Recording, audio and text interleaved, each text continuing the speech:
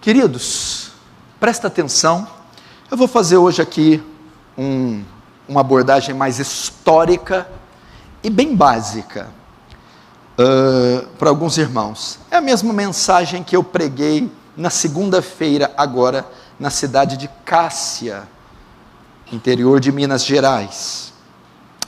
Você sabe que segunda-feira agora foi dia 31 de outubro. Dia 31 de outubro. E qual a importância dessa data para nós cristãos, para nós protestantes? É que 31 de outubro de 2016, a Reforma Protestante, iniciada por Martinho Lutero, comemorou 499 anos. Então nós estávamos em outubro, no mês da Reforma.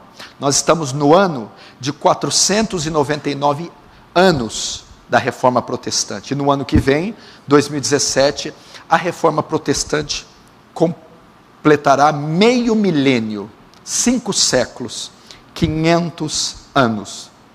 E talvez vocês, membros aqui da igreja, ou aqueles que vão me assistir, ainda não têm domínio, não conhecem, não sabem o que foi esse fato na história da igreja.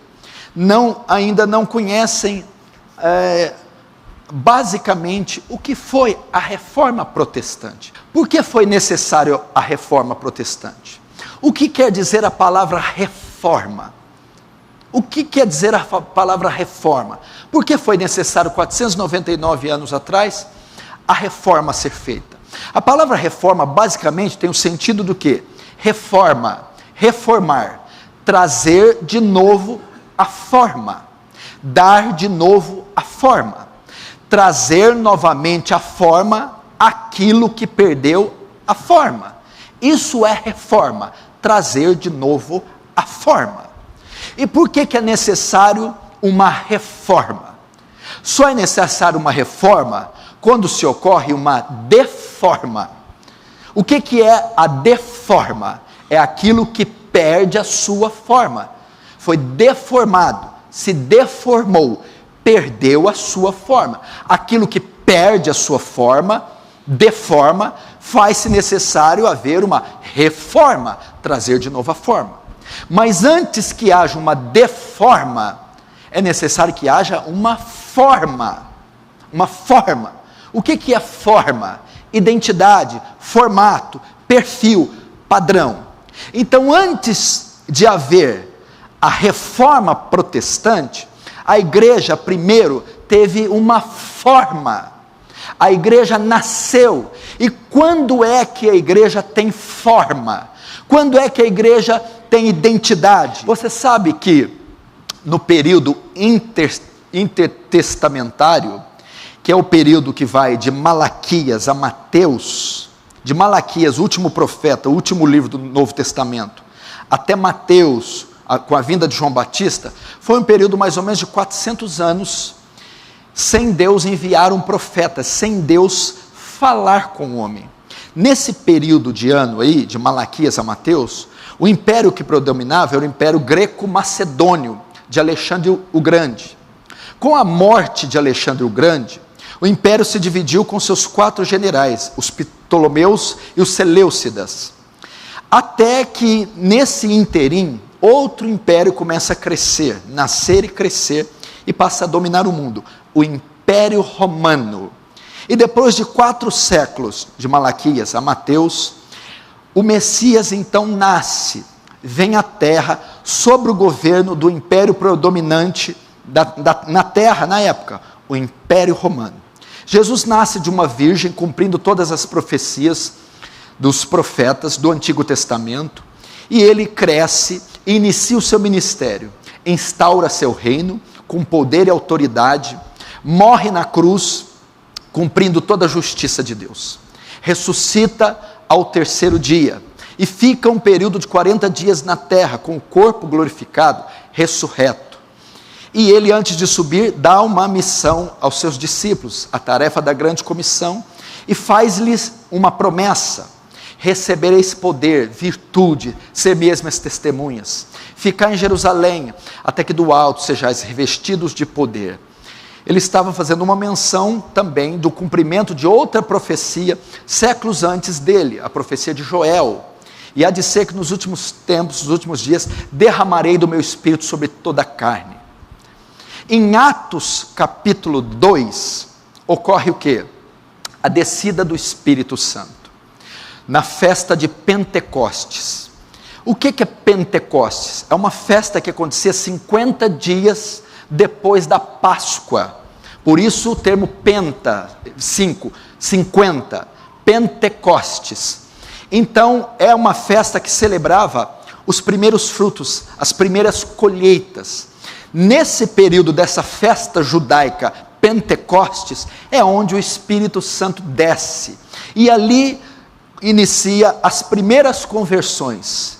Por isso, paralelo com Pentecostes, as primeiras colheitas de almas. E ali nasce a igreja de Cristo. Ali ela começa a dar os seus primeiros passos. Em Atos capítulo 2, diz assim: e cumprindo-se o dia de Pentecostes, o que é a festa judaica das colheitas, no 50º dia após a Páscoa, nesta data, estavam todos reunidos no mesmo lugar, e de repente veio do céu um som como de um vento veemente e impetuoso, e desceu sobre aquele lugar, e todos foram cheios do Espírito Santo.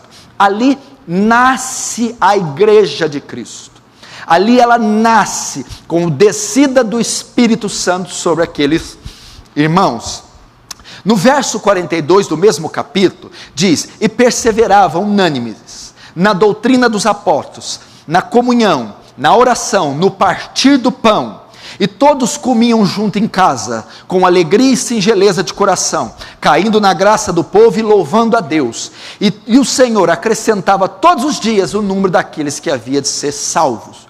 No verso 42 em diante, a igreja que nasce no 2:1, no 42, ela começa a tomar a sua forma, e perseveravam na doutrina dos apóstolos. A igreja agora vai ter forma, vai ter bases, vai ter padrões, vai ter um perfil definido, e ela toma forma alicerçada na doutrina dos apóstolos. O que é a doutrina dos apóstolos? Os ensinamentos que os apóstolos receberam de Jesus Cristo, enquanto esteve com eles 3 anos e meio.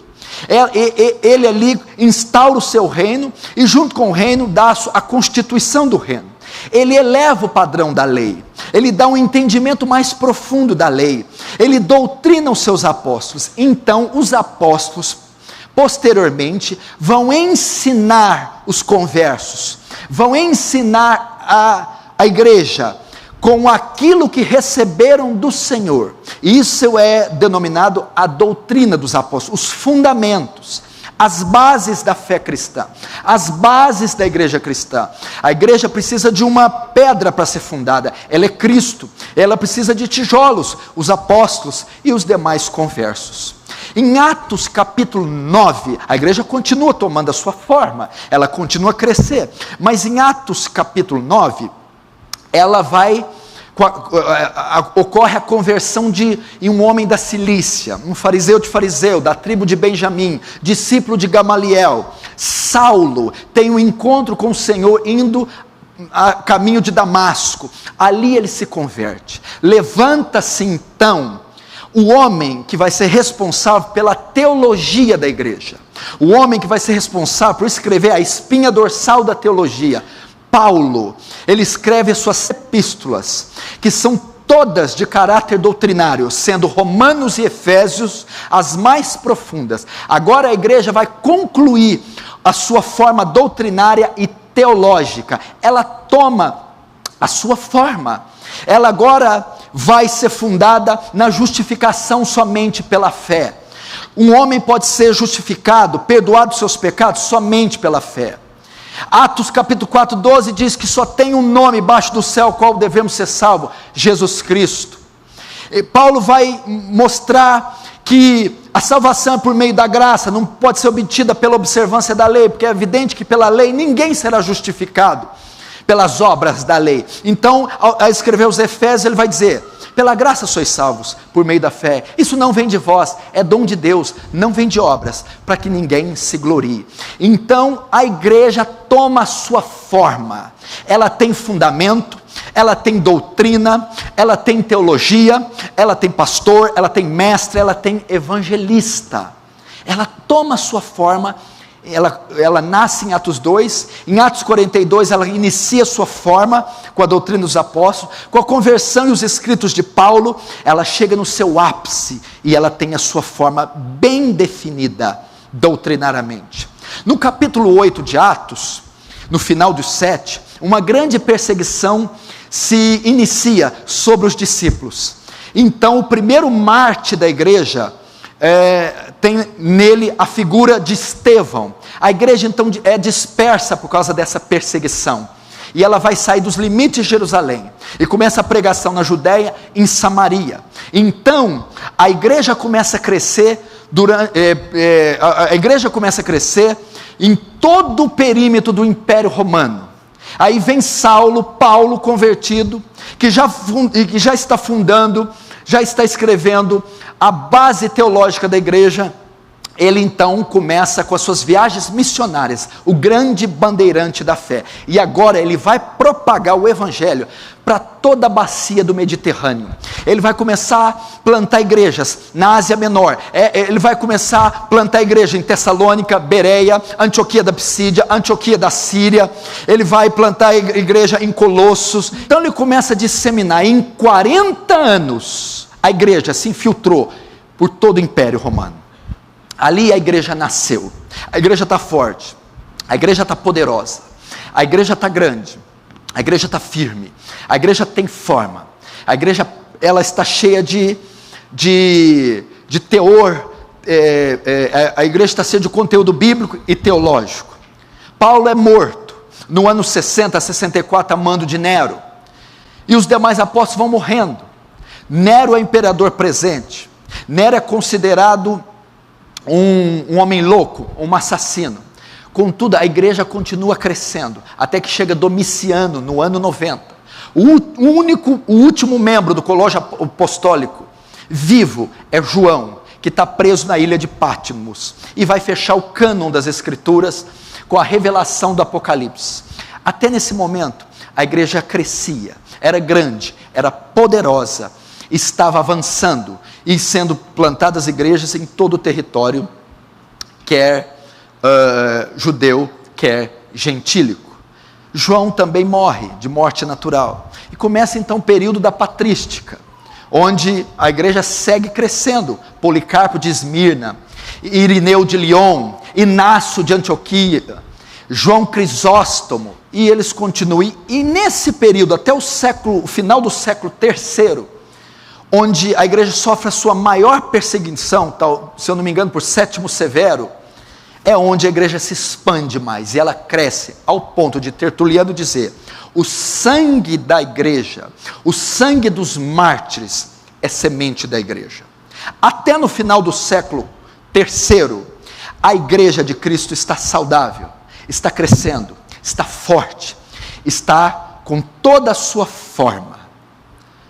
Mas no século IV, no ano 313, acontece o quê?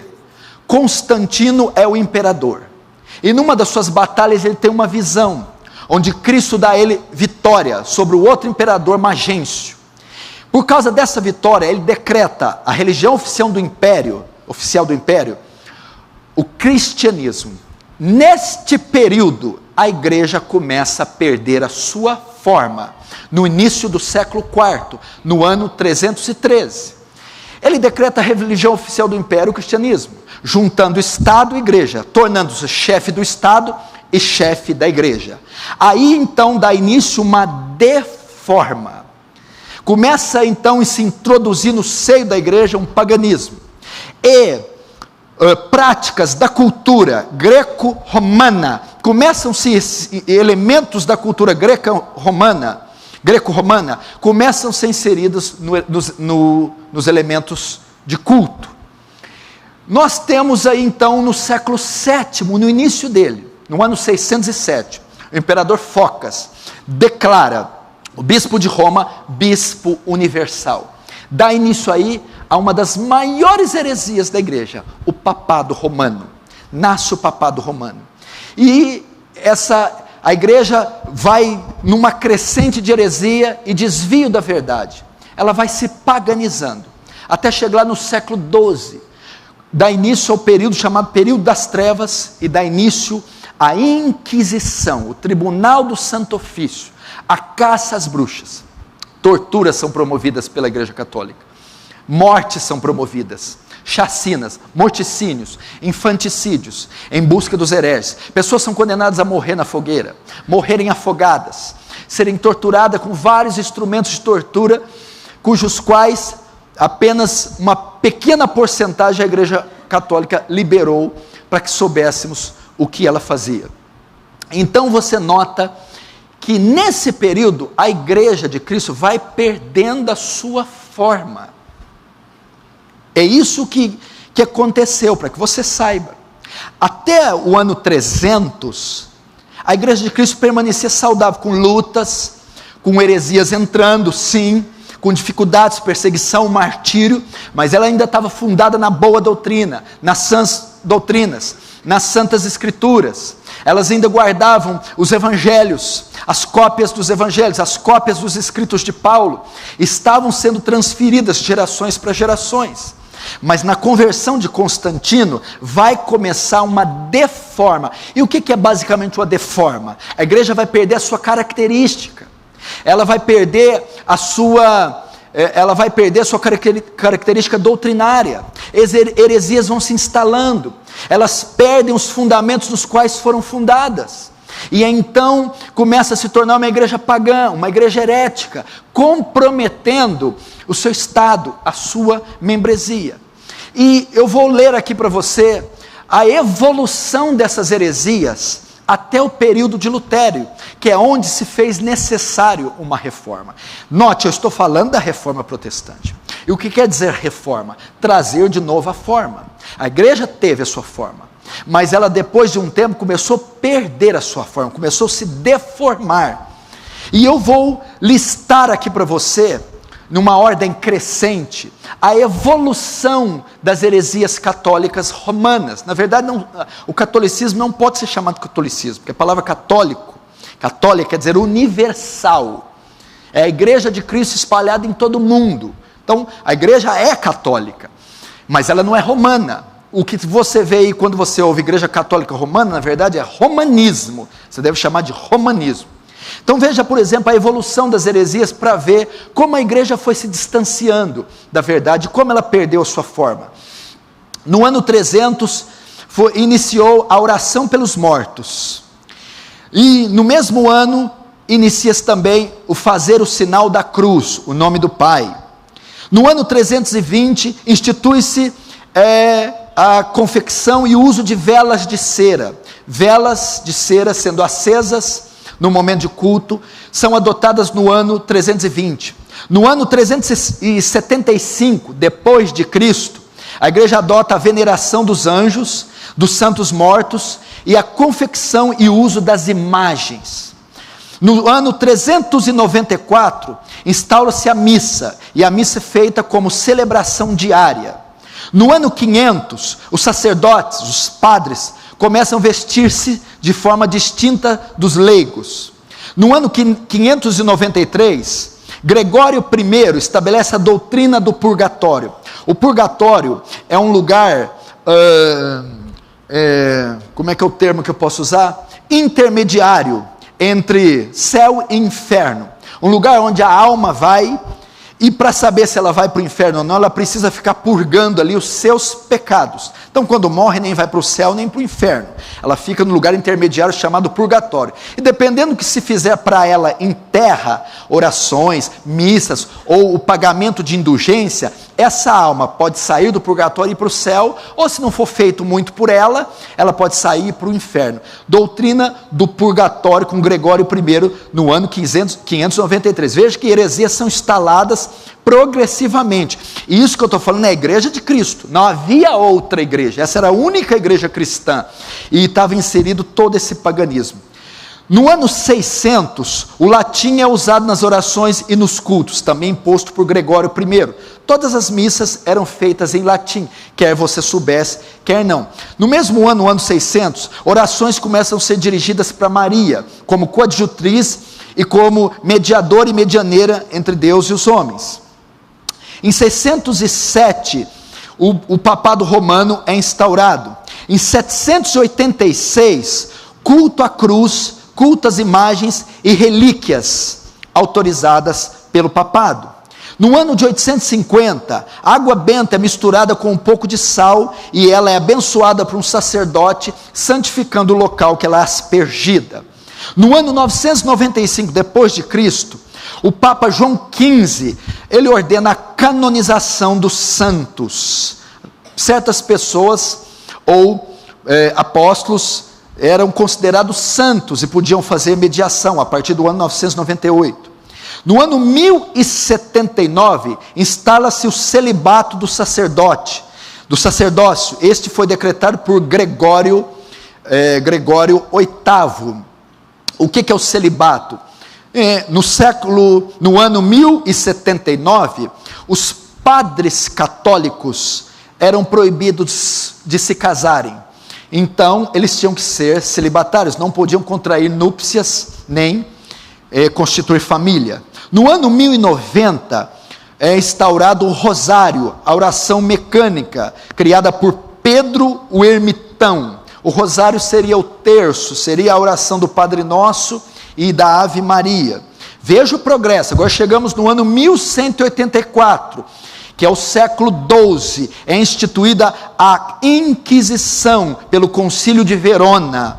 No ano 1215, a transubstanciação é proclamada pelo Papa Inocêncio III. O que é transubstanciação? No momento da Eucaristia, da ceia, a hóstia, ela se transforma na carne, no corpo de Cristo real. No ano 1215, no mesmo ano da transubstanciação, é também instituída a confissão auricular de pecados ao sacerdote em vez de Deus, também instituída por Inocêncio, no concílio de Latrão. O que era a confissão? As pessoas só tinham o perdão do pecado mediante a confissão auricular, confessar a um ouvido de um padre, de um sacerdote, e mediante a penitência imposta pelo padre, aquele pecado podia ser absolvido. Veja como se distanciou das Escrituras. Veja que doutrinas a Igreja de Cristo está crendo. Veja que desde do século IV, no ano 315, veja a evolução, quanta coisa, quanto paganismo, quanta heresia.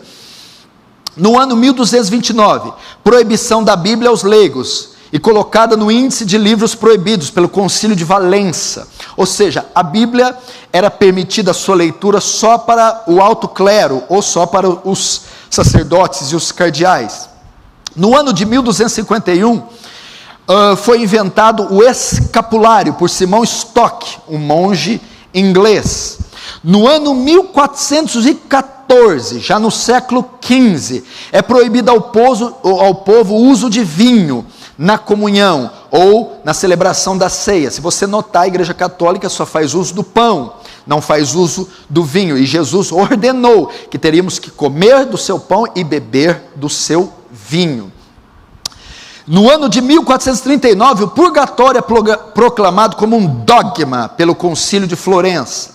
No mesmo ano, em 1439, é instaurada a doutrina dos 7 sacramentos. No ano de 1508, já no século XVI, a Ave Maria, parte da última metade, foi acrescentada 5 anos depois e aprovada pelo Papa Sixto V, no final do século XVI. A oração da Ave Maria. Essa é a evolução das heresias. Nós chegamos aí no início do século XVI. A Igreja de Cristo era essa aqui, a Igreja dos Apóstolos, a Igreja que Jesus ajudou a preparar, que o Espírito Santo fundou, a Igreja que foi doutrinada pelos apóstolos, que teve a sua base teológica nas cartas de Paulo, que se expandiu pelo Império Romano em 40 anos, que cresceu poderosamente com a perseguição e com o martírio. Ela se tornou isso aqui. Ela se tornou o que nós estamos vendo aqui em aproximadamente aqui 1200 anos de heresias. Chegamos no início do século XVI, 1509, onde eu terminei. A Igreja de Cristo está desse jeito. Mas nós chegamos aí no século XVI e as heresias chegam no auge, no seu ápice. Elas encontram o seu clímax no Papa Leão X, século XVI, 1500 e alguma coisa. O Papa Leão X. Qual era o desejo do Papa atual? De construir a Basílica de São Pedro. Uma grande, imensa, exorbitante, nababesca, faraônica catedral. E ele precisa de recursos, ele precisa de dinheiro. E ele não tem o suficiente. É então que entra em cena uma das maiores heresias da história da igreja. A indulgência papal, criada pelo Papa Leão X. O que é a indulgência papal? O pecador, qualquer homem, só poderia ser salvo, só poderia receber o perdão dos pecados, mediante a posse de um documento assinado pelo Papa. Esse documento chamava indulgência, perdão. Só quem possuísse o documento assinado pelo Papa tinha os seus pecados perdoados, cancelados, e poderia ir ao céu. Só que esse documento, para ser adquirido, tinha que ser comprado. A pessoa só podia adquirir esse documento mediante um pagamento. Então o Papa, para granjear, arrecadar dinheiro, para construir a basílica, ele cria este documento para que as pessoas só pudessem ser salvas mediante a compra e a posse desses documentos. Então, o perdão dos pecados era vendido. A salvação era mediante a compra de um documento, mediante a assinatura de um homem, mediante a obras. Então a igreja nesse período foi chamado, período medieval, começando no século XII até o século XVI, período das trevas, período de paganismo. Ninguém tinha acesso à Bíblia, ninguém tinha acesso à Bíblia na sua língua, ninguém tinha acesso às missas, aos cultos, na sua língua. Neste período, a Igreja Católica dominou, a Igreja Católica detinha o poder, não só da religião, mas detinha o poder das ciências, detinha o poder das artes, detinha o poder da medicina. Tudo que se cria sobre ciências era o que a Igreja Católica impunha. Tudo que se cria sobre teologia, religião, era o que a Igreja Católica impunha. Tudo que se cria sobre medicina, era o que a Igreja Católica impunha. Então ela dominou as artes, ela dominou as ciências, ela dominou a religião, ela dominou a medicina, e fez com que o povo vivesse no obscurantismo jamais visto até então. Foi chamado então períodos das trevas, da ignorância, da escuridão, chegando no seu ápice com a venda da indulgência. Olha onde a igreja foi parar, olha onde os cristãos foram parar. Então aí acontece a deforma, ela perdeu totalmente a sua forma, ela se tornou herética, pagã, ela se tornou ignorante. É então que no interior da Alemanha, numa cidade chamada Wittenberg, ou Wittenberg, Deus começa a trabalhar no coração de um monge da ordem agostinha, ou da ordem agostiniana, chamado Martinho Lutero. Martinho Lutero era um monge, um padre, um paroco alemão, servia numa igreja na Alemanha. Lutero tinha muito problema com a palavra justiça, muito problema com seus pecados. Ele achava Deus um homem vingador, tirano. Ele achava que Deus colocava o pecado nos homens e os puniam com a sua ira.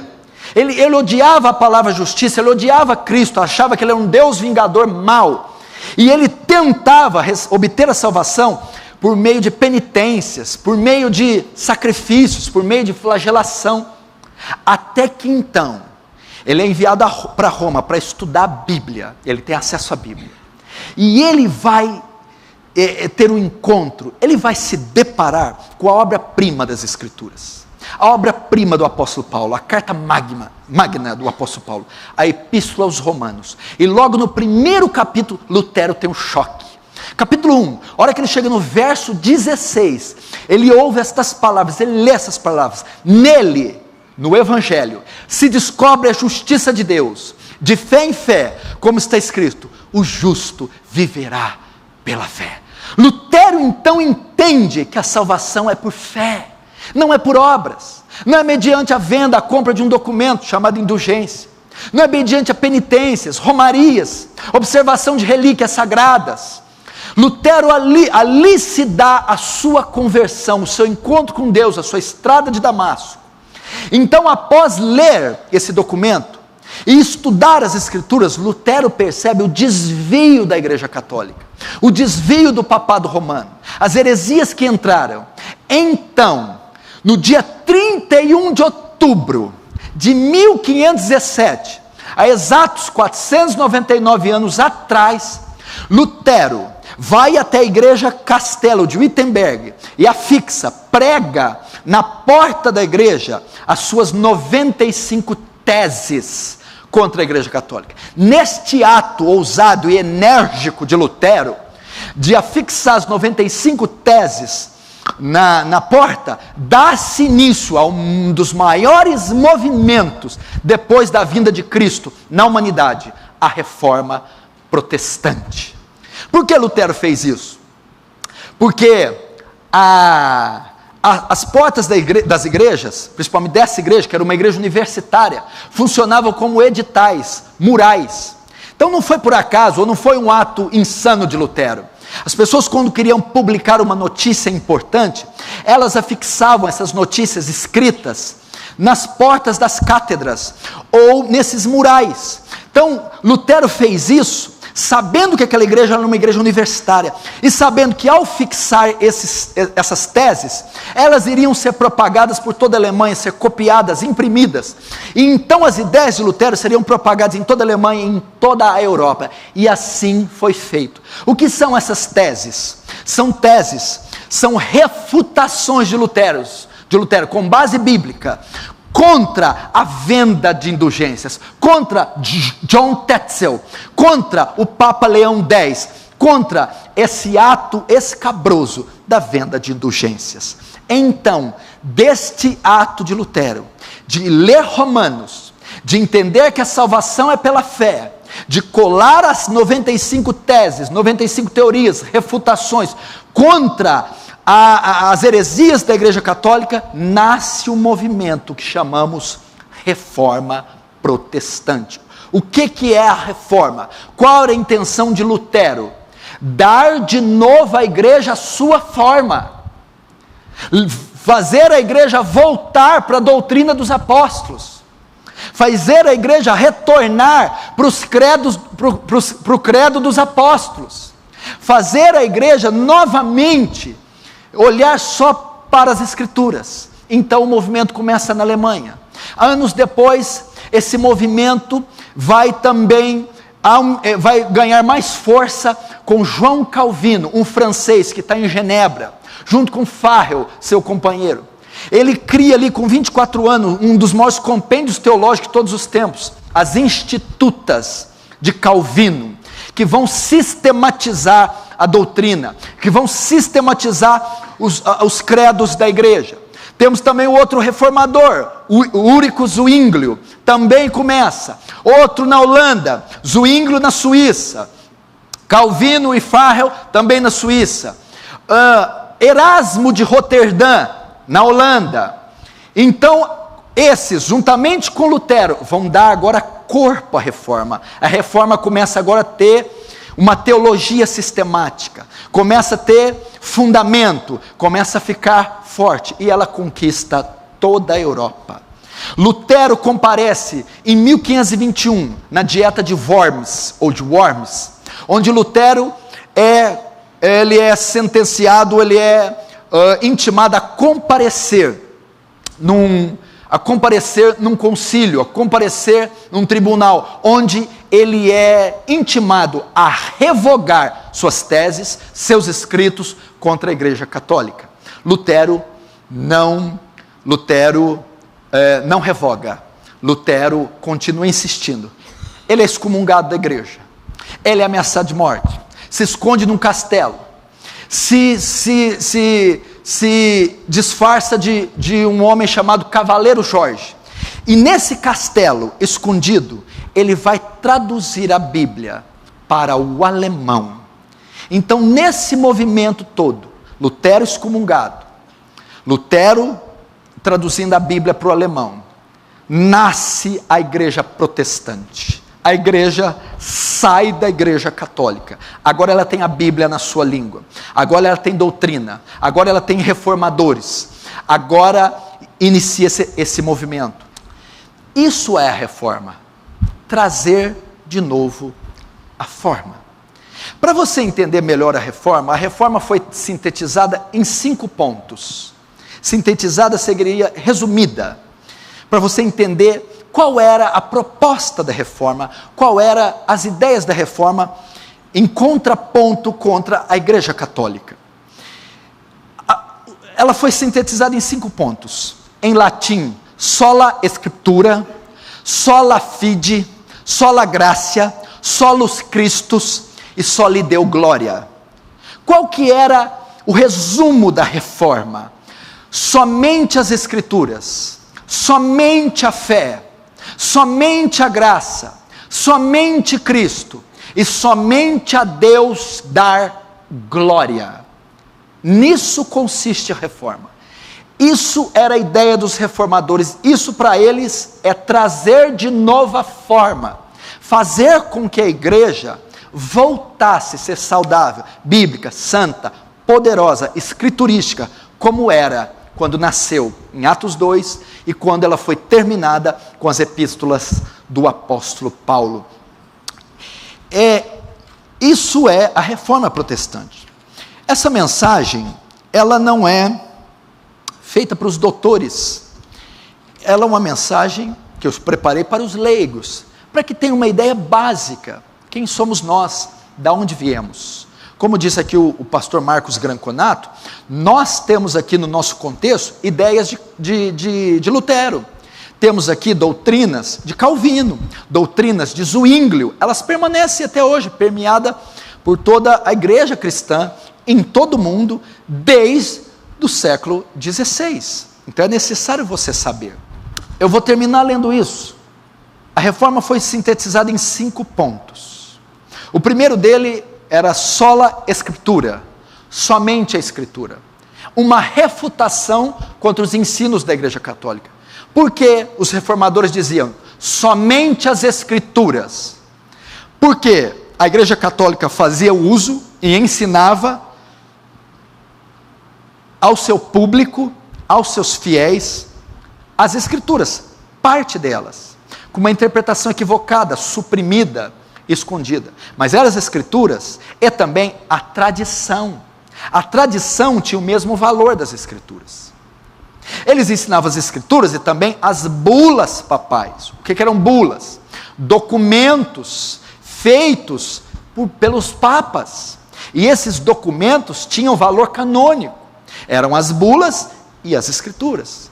Eles também ensinavam as encíclicas, documentos escritos por papas e cardeais. Então, tinha o mesmo valor os documentos, as encíclicas, as bulas e as Escrituras. Tinha também a infalibilidade do Papa. O que o Papa falava, o que o Papa decretava era de ordem canônica, tinha o mesmo valor, tinha a mesma relevância e até maior do que as Escrituras. Então, o poder da Igreja Católica, a tradição da Igreja Católica, os documentos da Igreja Católica estavam acima da Escritura, tinham o mesmo valor da Escritura e eram mais fortes que as Escrituras em alguns momentos. Veio os reformadores dizer, não, a Bíblia não está abaixo da tradição, a Bíblia não se submete à ordem de homens, a documentos de homem, a Bíblia é infalível, inerrante, inspirada, absoluta e única. Não necessitamos de outras revelações, não necessitamos de nenhum documento, sola Escritura. Ela é a regra, ela é a base e é a razão da nossa fé, ela é o instrumento de verdade teológica. as Escrituras e somente as Escrituras. Será que hoje necessitamos desse primeiro sola, dos 5 solas, sola Escritura? Será que a reforma de hoje necessita voltar para as Escrituras? Hoje o que nós temos? No paganismo cristão, visões, profecias, revelações, que têm mais autoridade que a palavra. Pessoas que pautam e fundamentam a sua doutrina, a sua profissão de fé, em visões, em profecias forâneas, em revelações dadas por anjos, nesse gnosticismo moderno, e pautam as suas doutrinas, a sua base doutrinária, eclesiológica, em novas revelações. Precisamos voltar para as Escrituras, sola Escritura, somente a Escritura. A Escritura está fechada, a vontade de Deus está revelada, a palavra de Deus está revelada, não é necessário acrescentar mais um J e um tio da lei. João adverte: se acrescentarmos algo a esse livro, as pragas escritas nele serão também acrescentadas. A igreja precisa voltar para uma reforma bíblica, é necessário um avivamento bíblico, e só a Bíblia tem que ser a base doutrinária, o fundamento e razão da nossa fé. Não precisamos de comentários, não precisamos de novas traduções, não precisamos de todas essas novas visões e esses elementos contemporâneos que deturpam e ferem a verdade das Escrituras. O segundo sola, que a reforma protestante também promoveu, era o sola fide. Sola fide, somente a fé. Tinha que se ter fé. A Igreja Católica ensinava? Sim, mas era fé seguida de obras. Num dos livros apócrifos acrescentados pela Igreja Católica, diz assim: as esmolas fazem expiação pelo pecado. O que é expiação pelo pecado? É ter o pecado coberto, perdoado. A Igreja Católica ensina que as esmolas fazem expiação para o pecado. A salvação é por meio de obras. Tem que se fazer penitência, tem que se fazer sacrifício, tem que se pagar algum preço. Aí vem a reforma e diz: não, somente a fé. A salvação não pode ser obtida por obras, a salvação não pode ser obtida pelo esforço humano, é só fé. Nós não fazemos obras para ser salvos. As obras são necessárias? São. As obras são bíblicas? São. Mas não fazemos obras para ser salvos.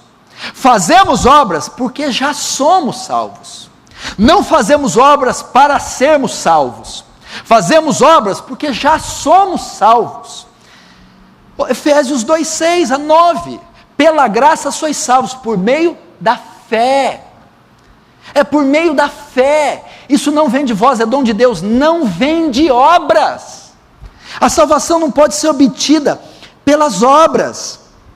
Ela não depende do meu esforço, não depende do meu sacrifício. Será que nós vemos isso hoje também? Será que o sola fide tem que ser aplicado? Então os reformadores vieram para refutar a Igreja Católica, diz: sem procissões, sem penitências, sem confissões auriculares, sem o esforço humano, somente a fé em Cristo. A justificação obtida pela fé é descansar nos méritos de Cristo e na obra de Cristo, e ser justificado mediante a depositar essa confiança em Cristo. Nada de obras. E para nós? A mesma coisa está sendo ensinada hoje. A mesma coisa está sendo ensinada. Os apóstolos contemporâneos, a teologia moderna, ensina que o homem, que sua fé não é suficiente. As pessoas parecem que querem obter a salvação por merecimento, querem obter a salvação mediante o seu esforço. Eu conheço pessoas que, quando conversando com elas oram para não morrerem naquele dia, ou para Jesus não voltar naquela hora, porque senão elas irão para o inferno, porque elas não estão bem. Ou seja, a salvação está na mão delas, depende do esforço delas, depende do desempenho delas. Elas entendem que devem crer, mas a salvação está todo o tempo na sua mão, no seu controle. Não, querido, nós descansamos nos méritos de Cristo conquistados no Calvário. E nós depositamos a nossa fé, e somente ela, na obra que Deus fez através do seu Filho. Somente a fé. E o terceiro ponto da reforma, sola gracia. Sola gracia. O que é isso? Somente a graça. Efésios 2,8 novamente, pela graça sois salvos. A palavra ali é caris, dom, favor imerecido, benevolente de Deus. O que a Igreja Católica ensinava? Que a salvação era obtida através da indulgência, da compra de um documento, da observação das relíquias sagradas. A salvação estava no controle de um homem. Os homens puderam manipulá-la, vendê-la, era obtida mediante esforço, pagamento, sacrifício. E vem os reformadores e dizem, não, Salmo 46, a redenção da alma é caríssima, ninguém pode pagá-la. Não há mérito em nós não somos salvos pelos nossos méritos, nós somos salvos apesar dos nossos deméritos. Quando Deus olha para nós, as nossas obras, Ele olha como trapos de imundícia, como diz Isaías 56. Não há nenhuma benfeitoria que possamos fazer, não há nada que possa atrair a atenção de Deus, é por graça, Deus quis fazer, é por amor de Deus. Então os reformadores dizem, somente a graça, não há necessidade de observar relíquias, não há necessidade de peregrinações, não há necessidade de comprar perdão, indulgências ou documento, é descansar no amor e na graça de Deus. Será que estamos vendo isso hoje? Será que é necessário sola graça hoje? Está acontecendo isso nas igrejas, eles estão barganhando a fé, barganhando perdão, barganhando salvação, barganhando misericórdia. Por exemplo, o que é normal nos cultos hoje é o culto girar em torno da oferta, o culto gira em torno de quanto você contribui. Quanto você contribui vai depender, o seu estilo de vida, o sucesso cristão vai depender de quanto você é liberal em ofertar. O sucesso cristão depende de quanto você é liberal em ofertar. O perdão de Deus, a bênção de Deus, o milagre de Deus é dado mediante ao sacrifício na hora da contribuição. Sola graça. A salvação não está na mão do homem, não depende do esforço do homem. Não existe esse pelagianismo que ensina que a salvação depende da vontade do homem, do esforço do homem e do homem querer. Não, a salvação é uma obra soberana de Deus, realizada pela graça, somente a graça. Nós temos que voltar a ser uma igreja que confia na soberania, no poder, na misericórdia, no amor de Deus para a salvação e não do homem. O outro ponto que sintetiza a reforma, eu estou dizendo, qual foi o arcabouço, qual foi a proposta da igreja no século XVI, qual foi o escopo da reforma, e a ideia da reforma era voltar para as bases dos apóstolos. E eles fizeram isso em 5 pontos. O outro ponto, o quarto, é solos Christus, somente Cristo. O que a Igreja Católica ensinava? Cristo media, mas Maria também media. Cristo salva, Maria também é corredentora com Cristo. Cristo media, mas Pedro media também, Paulo media. Então apóstolos, santos, padres, cardeais e papas que fazem mediação. A Igreja Católica no Concílio Vaticano diz que Maria é corredentora com Cristo, Maria é co-intercessora com Cristo. Hebreus diz que sem derramamento de sangue não há remissão de pecados. Em qual cruz Maria derramou seu sangue? Não há nem registros como Maria morreu. Maria não foi crucificada, Maria não permaneceu virgem para sempre, Maria não foi concebida sem pecado, Maria não foi assunta aos céus, Maria não tem poder de mediar o homem e Deus, então a reforma vai dizer, não, somente Cristo. Atos 4,12, só há um nome embaixo do céu, qual importa que devamos ser salvos? Jesus Cristo. 2 Timóteo 2,5, só há um mediador entre Deus e os homens, Jesus Cristo o homem. Ele é o mediador de uma nova e eterna aliança. Hoje, será que precisamos dos solos Cristos? Meu querido, nós temos hoje homens que fazem mediação entre nós e Deus, pastores, bispos, apóstolos, os quais temos que confessar nossos pecados por mediante receber perdão, homens que nos mediam, homens que subjugam, dominam pela força e ensinam que sem eles, sem a passagem deles, sem a presença deles, sem a mediação deles, não podemos chegar plenamente até Deus. E vem a reforma dizer, não, solos Cristo, somente Cristo. Não há salvação em nenhum outro homem, não há salvação em nenhuma outra igreja, não há salvação em nenhuma outra religião, não há salvação em nenhuma outra forma doutrinada espúria, somente Cristo. Eu sou o caminho, a verdade e a vida, ninguém vem ao Pai, senão por mim. E para encerrar, o último sola dos 5 sola, só lhe deu glória, só lhe deu glória. Somente a Deus dar glória. Por quê? Porque a glória estava sendo convergida na Santa Cátedra.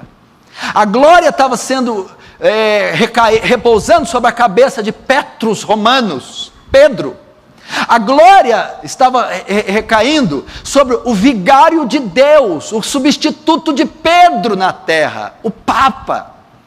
Eles estavam roubando, usurpando a glória que pertence só a Deus. Vem os reformadores e diz, não, a igreja não merece glória, os cardeais não merecem glória, os apóstolos não merecem glória, os bispos não merecem glória, os papas não merecem glória, só Deus a glória. Ele é o autor de uma eterna salvação, nele nos movemos, existimos e vivemos, dele vem a respiração e a vida, porque dele, por ele, para ele são todas as coisas, glória pois a ele eternamente, amém. Será que precisamos de um só lhe deu glória hoje? Hoje o que nós estamos vendo são cristãos, cultos, igrejas antropocêntricas. O que é antropos e centro? Homem, o homem é o centro, o culto gira em torno do homem, o culto é para a glória do homem, o louvor é para a glória do homem. Os papas e bispos e apóstolos e messias modernos recebem glória, são ungidos, são infalíveis, são intocáveis, suas igrejas, suas fundações, suas doutrinas recebem louvor, honra, glória. Temos que voltar para uma reforma que diz, de Deus e somente de Deus é a glória, a Deus e somente a Deus é a glória e o louvor. Todos nós somos como trapos de imundície, todos nós somos como impuro, e todas as nossas obras como trapos de imundícia. A Bíblia diz assim, olha só, pela graça que sois salvos mediante a fé, isso não vem de vós, não vem de obras, para que ninguém se glorie, é dom de Deus, porque é para Deus a glória não pode ser convergida em nada, nem em ninguém, mas somente no autor da salvação. Essa foi a proposta da reforma. Faz-se necessário uma nova reforma. Estude sobre isso. Estude a história do pensamento cristão. Estude a história do cristianismo. Compre livros sobre a história da igreja, a patrística, os pais da igreja. Compre livros sobre a igreja da Idade das Trevas, século XII, da Idade Média. Compre livros que falam da reforma, da pós-reforma, que chega até os puritanos, os Spurgeon. Leia, para você saber onde a igreja evangélica se perdeu. Ela perdeu a sua forma. E o meu apelo aqui para vocês que me ouvem, é que uma nova reforma aconteça. Mas uma reforma que nos envie para Cristo, que nos envie para os apóstolos, que nos envie para o Novo Testamento, para os Evangelhos, para as cartas de Paulo, para as doutrinas bíblicas, simples, profundas, mas que salvam, que curam, que libertam o homem do pecado. É isso que nós precisamos. Vamos fechar nossos olhos, curvar nossa cabeça.